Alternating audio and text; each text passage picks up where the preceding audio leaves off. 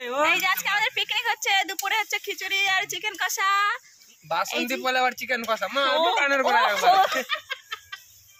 Sorry guys, আমি ভুলে গেছি যে বাসন্তী পোলাও। গাইয়া তো গাইয়া থেকে গেল এখন।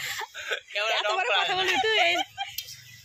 এই যে বাসন্তী পোলাও, বাসন্তী পোলাওর মধ্যে চিনা বাদাম ভাজছে গাইস আর বাঁধাকপি। এটা বলো না বাসন্তী পোলাওয়ের বর্ণনা দাও। আজকে আমাদের দুপুরে পিকনিক হচ্ছে খিচুড়ি। খিচুড়ির মধ্যে কত রকম সবজি দেখো, এই যে আমার ভাই রান্না করছে।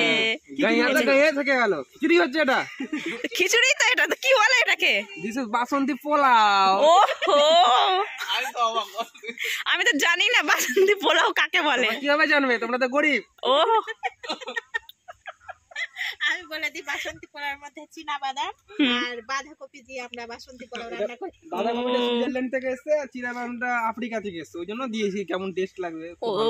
ওহো, জানতাম না আমাদের দেশে এটাকে খিচুড়ি বলে। তো তোমরা তো গাইয়া না। বাসন্তী পোলাও শুরু হয়ে গেছে আমাদের।